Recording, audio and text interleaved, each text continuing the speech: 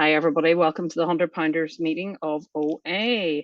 Today is the 6th of September 2023, and I'm absolutely delighted today to have a speaker with us, Hannah C. Hannah first came into OA in July 2018. She's originally from Hampshire in the UK and is now living in London in the big smoke. So, Hannah, you can tell us your story. Take it away. Very much. Can I just check, can everyone hear me? Great, thank you. Apologies in advance. I've had some slight tech issues today. If it's all right with you, I'd like to start with a prayer because I'm feeling quite nervous and anxious. Oh, God, thank you for bringing me here today. Please remove my ego. Please remove my fear. And please help me be of service to each and every person listening to my words. Please speak through me to everyone here. Thank you, everyone. I never really know how to start doing shares. But I suppose I always think of, I don't know why I'm a compulsive overeater. And I'm really grateful that OA has given me a program where the why doesn't matter. For years, I sort of tied myself up in a why around why am I the weight I am? Why do I look this way? And then I came into OA and in my first ever meeting, it read our invitation to you. And it says the reasons for our illness are unimportant. And that felt really counterintuitive. I was like, oh, hang on, wait, why? That's not important here. And then I got the big book and I read the doctor's opinion, and it talked about the fact that we have a problem with the mind and the body. And I didn't really get that at first, but I then remember someone in a meeting talking about the idea of what the problem of the body looked like. And I really related to it. And it's that recognition that I have a body that can physically consume huge amounts of food. And other people don't seem to physically be able to eat the quantities of food that I can put in my body. And then I have that coupled with a mind that tells me eating that amount of food is the solution. And it ignores the fact that it has actually never solved anything. And that combination of a body that can physically take that kind of abuse and a mind that tells me that kind of abuse is going to help me is what brought me into OA. That's the best I can give you as a why I'm here. And when I think about when it started, I can't remember ever not being that. I can't ever remember not having a body that could do that and having a mind that had that as well.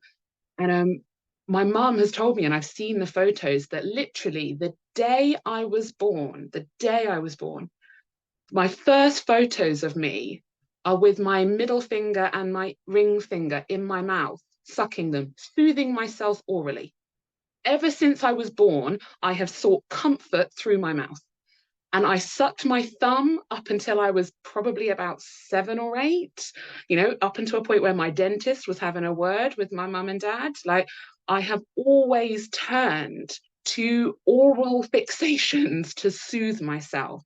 If you were to ask my family what, something iconic from my childhood, it was that I used to carry a little bit of ribbon with me everywhere I went. My whole family, every car, cupboard, and drawer was full of these scraps of ribbon. And I would suck my thumb and rub that ribbon on my nose to soothe myself because I can't cope with life on life's terms. I never have been able to. I don't know why that is, but actually, I love the fact that that's not important. And, what I know is that from a young age, I somehow picked up a belief that I am wrong, that I'm a wrong person. And as a young kid, I remember this manifested in the fact that I used to genuinely believe some people shouldn't be allowed to have children. And the reason they shouldn't be allowed to have children is because someone should have stopped my mum and dad from having me. I shouldn't have been around. Someone should have prevented me from coming into this planet because I'm a broken human. I'm a bad example of what a human should be. And I had that thought at 7, 8 years old. I don't know where that thought came from, but it was there. And so that wanting to then soothe myself orally, soothe myself with food, soothe myself with sucking my thumb, which I then had to stop doing, then led me to the overeating, which led to the weight gain, which then reinforced that belief that I'm wrong. Because look at this body is wrong. And it just became this really vicious cycle. And bless them, my parents did the best that they could, but I just don't think they were equipped to support me the way that I needed. Um, I had a mum that was going through her own battles with food. Um, I remember, doing workout VHSs in the front room with her at, like 7, 8 years old. I remember taking like before photos of her before she'd go on a diet. I remember all of those diet shakes, supplements around the house and all of that. And as the weight kind of piled on, I do remember once, and it's ironic it's this time of year, but there's a well-known department store in the UK called Marks and Spencer's. And I think if you're of a certain age, your back to school trip was a trip to Marks and Spencer's to get your school uniform. And I remember going to the big one and my mum trying to find some trousers. And I remember they were like the biggest ones they did in the children's size, and they wouldn't fit. And I remember my mum really trying to pull these trousers over my stomach and trying to button them up. And it just became very clear that these did not fit. I remember the anger in her, just like, take them off, I'll find something else. And as an adult, I can look at that and go, she was angry at the trousers. But as a 10-year-old, she was angry at me. And I remember just being stood in this changing room like, I'm broken, I'm bad, I'm wrong, I don't fit, this is not right. And, and coupled with a father who would tell me things like, you'd be so pretty if you lost weight. I just had this narrative of I'm wrong. And that was just too painful. It was too painful for me to live in that. And I think it's at that point that denial just became the number one game. I could not physically comprehend the pain of feeling like I am wrong from the inside out. So it was just denial. That's the only way I could cope. And I just kept turning to the food, and it numbed me out, and it really supported that denial. Because also I think it's really important that I remember that at one point I ate because it worked. Like it led to a really beautiful denial for years, and it kept me going for years. The problem was is that every time I binged and I overate, its effectiveness wore off a little bit every single time. And the cost of that binge went up every single time. And at some point, they overtook. At some point, the cost was so much higher than any benefit I got from it. By that point, though, I was too late. I was way gone. And the denial was so big. And I'm just someone where my weight just crept up and up and up and up and up. I never had any kind of weight loss before. It was just a constant. And it was just because I was in denial. And most importantly, I was in denial that I had a problem with food. I had such a strong belief that I had a problem with weight. It was a weight problem. And once my weight sorted itself out, everything else in my life would fall into place. It was like dominoes. You'd hit that domino, I'd lose weight, then I'd be happy, then I'd find the man of my dreams, then I'd get rich, then I'd drive a Lamborghini, and da da da da da da da da. All these magical things will happen once I lost weight. That was the problem. That's the first domino. And I think that kind of allowed the food to just keep progressing, because we know this is a progressive illness. It gets worse, never better when left unchecked. And for me, I was in chronic denial throughout all my teens and pretty much all my 20s.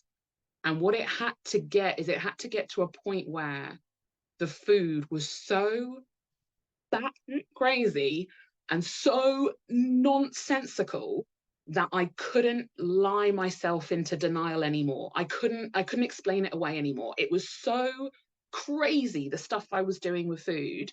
It's like I can't ignore it anymore. It's this huge big elephant in the room. Like, the problem isn't your weight, it's the food. And the the amount of eating in secret, and the one that always springs to mind that feels like the real pinnacle was I had gone to one of my favorite places to binge on food, and I'd ordered this food, and there was an area to wait around the corner. So it's like out of sight of the kind of counter where I'd ordered it. And there was a couple of little chairs and tables there, and I was the only one there. So I'd ordered my food, I'd gone around the corner and I was waiting, and I realized that a stranger had left food unattended on the table, and I just started eating it. Like I started eating this stranger's food that they'd left unattended, and I was like, what am I doing? What am I doing? What am I doing? And I couldn't explain it. And at the same time, I couldn't stop. And then all of a sudden I hear, excuse me, and it's my food, my binge food ready, enough food to easily provide for 4 people. And like shame just came right up to my mouth. And it was like, oh, have they seen me? Have they seen me? And I just kind of scuttled around and I took the food and I started walking home. And I was just crying. I was like, what am I doing? What am I doing? I'm about to go and eat all of this food. And I 10 know, minutes. thank you, acknowledged. I know I'm about to eat all of this food. I'm about to polish the whole lot off, and there is nothing I can do about it. And I felt so powerless. It was like, I'm, it's not a weight problem. It can't be a weight problem. This is a food problem. And I knew about OA because actually my mum had gone to OA when I was a teenager. She hadn't stayed around. She decided it wasn't for her. But I kind of knew about it, and that realization that maybe this is a food problem made me go to my first meeting. I did the classic of like going on oa.org, looking at the available meetings, not going to one, going back and checking again. Yep, that meeting still exists, still there. It's not magically disappeared. Maybe I'll leave a bit longer, check again. Yep, no, meeting is still there. So I finally kind of plucked up that courage, walked through my first meeting, and it was in a church, and I sat in a circle, and I just about was able to say, my name's Hannah, I'm a compulsive overeater. And then I just sat and cried the whole meeting, big tears and just silently crying. And I couldn't even tell you now what happened in that meeting. I can't remember any of it. But I just had this feeling of, oh my God, this is it. This is where I belong. This is it. This is it. And actually, through working the steps, I now know that those tears, that feeling of, oh my gosh, and overwhelm, that is 100% my higher power going, this right here, follow this, pull this thread, keep going here, trust this. So I'm a firm believer that if tears are coming up, I follow it, I go with it and go, okay, God, right, I'm on the right track. This is where I'm going. And so, yeah, I came into the rooms. That meeting is now my home meeting. I've been going there ever since. So that first meeting was in July 2018.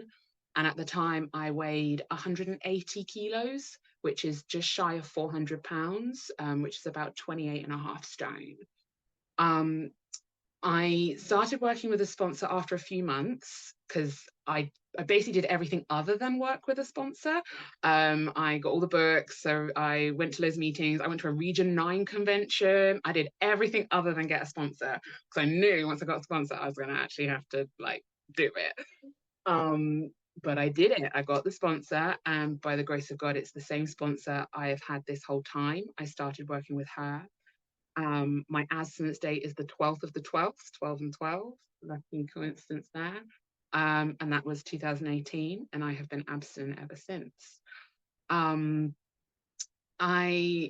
don't think there's a wrong way to work the steps other than to not work them. I think there's such beautiful variety. But I thought maybe it's helpful for me to talk about the steps that I was most terrified of. Because I was really terrified about step 2 and 3 because I was not a religious person. I am not spiritual before coming into this program. And so the God thing kind of surprised me. I was like, oh, there's some God in this. Okay. And I remember one of the most helpful things that my sponsor did was she, as part of my step work, she suggested writing a list of things that would be really helpful for you to let go of when it comes to your belief around God. And the first thing on that list was that I can define God. Because I can't, it's too much. God is too big.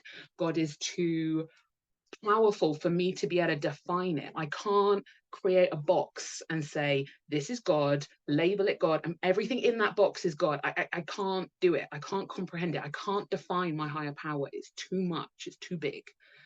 The closest I've got to defining it is the belief that everything is exactly as it should be, because if it could be anything else, it would be. You know, my higher power is acceptance that this is just how it's supposed to be. I'm supposed to be a compulsive overeater. I'm supposed to be here with you today. I'm supposed to have tech problems that mean I can't share you my photos. This is how it's supposed to be, because if it could be any other way, it would be.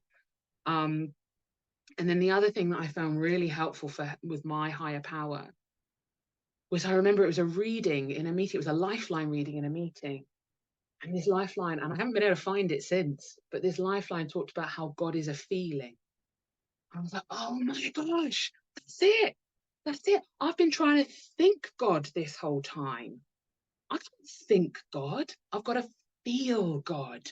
No wonder I couldn't feel God in my illness. I had no relationship with my body.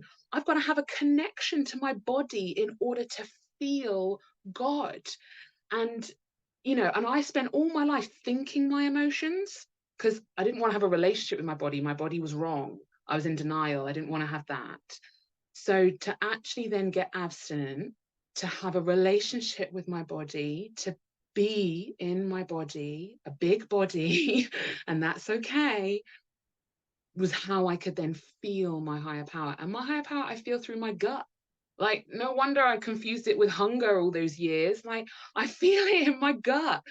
And to recognize that was so helpful. I can't think God. And then, yeah, the other step I was terrified of was step 9. It was one of the few things I knew about this program was we all sit in a room and say our name, and then at some point we go around and apologize to people. That's all I kind of really knew. And I was terrified of the idea of going around and apologizing to people. But I tell you now, I don't know if we're allowed to have favorite steps, but step 9 is my ultimate favorite. Every single amends I did was unbelievable. And anyone who is fearful of step 9, please don't be. The step 9 promises are at the other end of it for a reason. I'll tell one story in particular. I did a never amends to my granddad. My granddad is someone who was a very sick man. And I agreed with my sponsor that it was best that I didn't do it direct to him, because I actually don't think he would have comprehended what was really going on. And it was I agreed with my sponsor to do a never amends. And I went to my granddad was in the Navy. I went to the National Maritime Museum, and I sort of sat there and I felt connected with God. And I did my amends with God, and I just burst into tears. Always a sign that God is with me. And just had this real release of like, oh my gosh, I just forgive him. I just forgive him for all the stuff that he did. And I'm so ready to let it go. And a couple of years later, my granddad got really sick, and it was very clear that it was his dying days. And I went back to Hampshire and I stayed with family, and I was there and I was around. And by this point, I'd really salvaged a huge chunk of my relationship with him. He died not knowing that I was in OA. And I never told him about the amends. I didn't need to.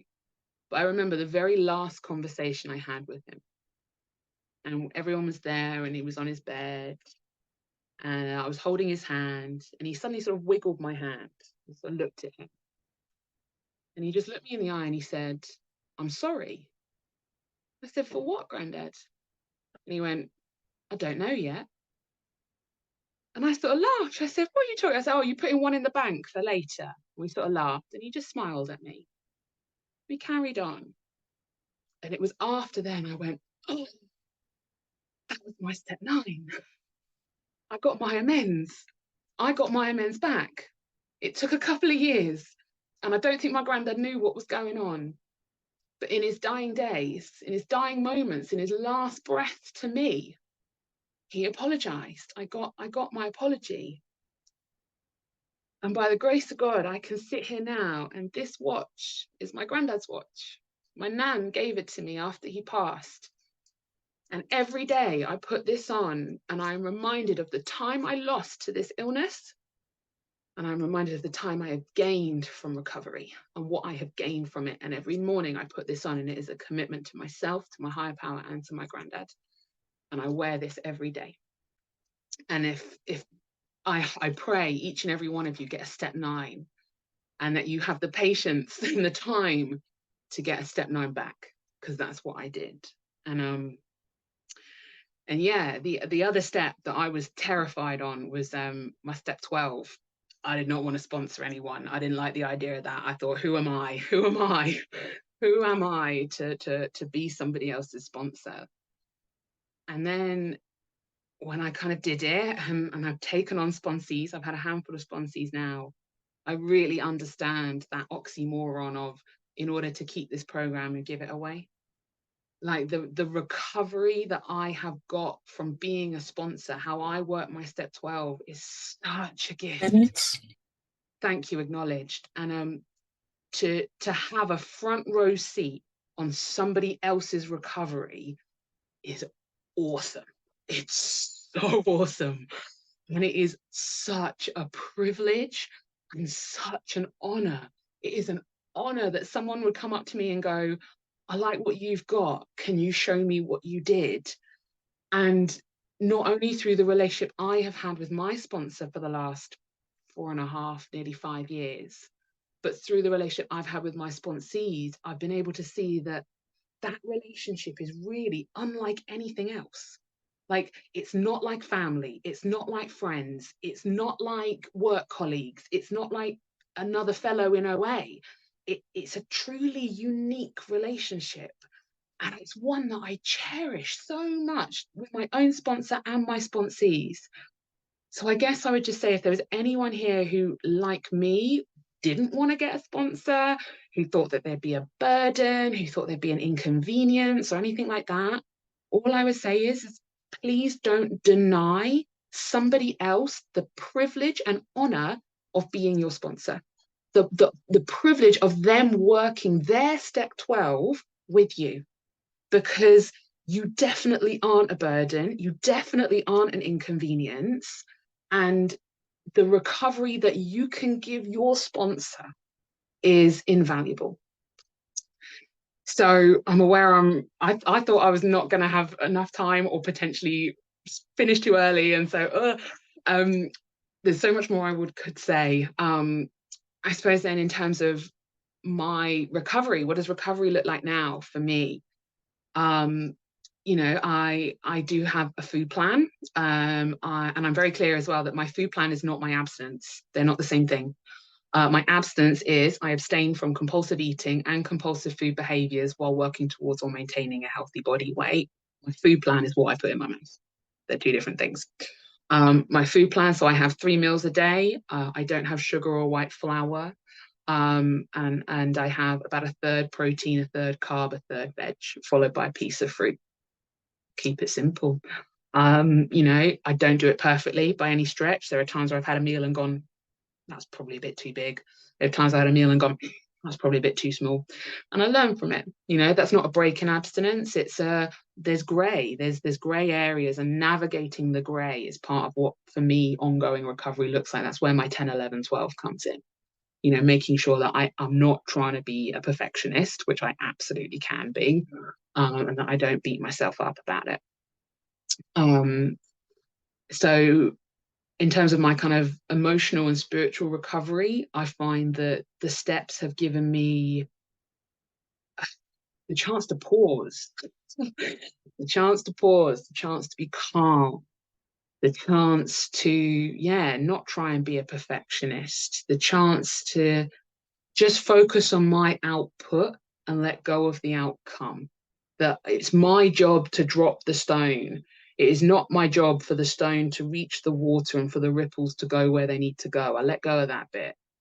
I just do my bit and let go of everything else and just focusing on my part. And I find my emotional recovery for me has really often been linked to the tool of anonymity. I think anonymity for me was a tool. It took me years to figure that tool out. I was like, I don't quite understand how I work anonymity. But for me, I define it as sometimes I can just keep my mouth shut, which I've not been very good at. I always would tell my opinion, or if someone said something and I want to correct them, or I want to stand up and go, no, that's not right. And I want to stand up for what I believe in. I've worked in politics for years. I worked in charities, lobbying governments, and no, I want to stand up and say what's right. But actually, the tool of anonymity has allowed me to go, I don't have to say it. If someone sick is doing something sick, I don't have to get involved. I don't have to speak up. I can just take a moment, pause, pray, and allow things to be what they need to be without inserting myself into them. And I find that has been absolutely a gift of recovery. The relationships in my life have improved dramatically. A couple of relationships I've said goodbye to, and that was necessary, not through any animosity, but just in terms of I live a different path now and I do different things now, and that's okay. But I'm aware that this is £100 a meeting, so I'd like to spend some time on my physical recovery. In this program, I have lost £190. So that's about 13 and a half stone, which is about 85 kilos. I hated losing weight. I go into this program wanting to lose weight, and I'd never lost weight before. And as soon as it happened, I did not like it. I didn't like the fact that people came up to me and all of a sudden started commenting on my weight. You didn't comment when I put on weight, and all of a sudden you're coming up to me going, "Have you lost weight?" And now my body is a subject of conversation. And don't like that at all. I was still trying to get over the denial. The fact that you could see me and you were looking at my body and you were judging my body, and the denial on my own body did not compute. It was far too painful, far too painful. I didn't like buying new clothes. I didn't like going into a shop and trying to figure out what now fit me. I've had multiple wardrobes in recovery in terms of rotating clothes and going down the dress sizes. I started at a UK dress size 26, 28, although most of my clothes were a size 24 because I refused to buy bigger than that. And I'm now probably a size 12, 14. I have had to go through more, and I didn't like it. I didn't like being in clothes shops. I didn't like feeling like I was getting attention. I found it really uncomfortable. And I had to kind of come up with phrases and things to say that when someone went, "Oh, have you lost weight?" I'd go, "Maybe," because I couldn't actually have a conversation with it at that point. Or the classic one is, "Oh, haven't you lost weight? Tell me how you've done it. What did you do? What happens? What's next?" And what I've realized in recovery is that the people who probe on that question are probably the people that need to be in this room. And I can really have compassion with that. And as I have become more confident and stronger in my own recovery, I have found it easier. It was a journey and a process, but I have found it easier. Sometimes it can still catch me off guard. I can go to the hairdressers and she go, "Lost more weight, haven't you?" And I'm like, but I get better at it. I get dealing. It's easier for me to deal with now than it was. And I think that's just being able to have a relationship with my body now, to be in touch with my body and to recognize that my body is my home. It's not some flat I'm squatting in. It's my home, and I want to treat it like my home. And actually, I think when you're in a much bigger body, well, when I'm in a much bigger body, physical recovery really felt like weight loss. That was what physical recovery is. But I would say the biggest changes in my physical recovery haven't necessarily been on the weight loss. Yeah, that's cool, that's great, but I just look after myself more. I don't wear one of two outfits on rotation. I don't have everything be a mess around me. I clear up after myself. I floss my teeth. Anyone who's heard of Share From Me will have heard me talk about my blooming teeth. I have spent thousands of pounds on my teeth in recovery. I think it's ironic that's the one part of your body that can't heal itself, right? I did not look after my teeth for years and years and years, and I had some bad dentistry, and I don't do that anymore. I've had teeth out in recovery. I've had crowns, I've had root canals, I've had fillings, I've had the whole 9 yards. And I floss my teeth every day. If I'm going to bed and I'm thinking I can't be bothered to floss my teeth, something's wrong with my recovery. Something's up. I've missed a step 10. Something's not going right.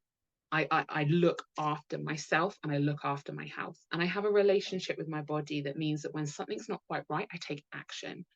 And a couple of years ago, apologies if this is TMI 21, but I noticed that my periods were a bit irregular. And I noticed that my hair was falling out. And I noticed that my acne, which I'd always suffered with, was really bad. And I was like, something's not right. Something's not right. I know something's not right. This is not, I know my body now. And I know that this is not what my body should be doing.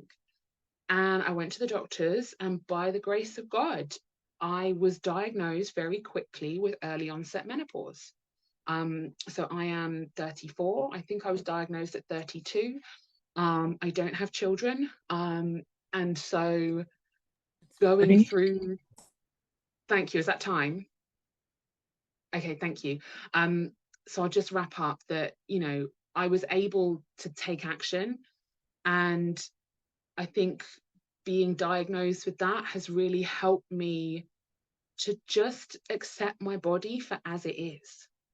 And it's not always going to be what I want it to be. It's going to be a body that gets sick. It's going to be a body that, you know, has loose skin and wobbly bits. That's where I'm at the moment. I have a huge amount of loose skin. God is doing some stuff in that department. I've got a doctor's appointment with the NHS to talk about my loose skin. Anyone in the UK, I think, might know that's kind of unheard of. But, you know, and I didn't even ask for it. God presented that to me. It came in my path. So it's just my job to look after my body today, to accept my body today.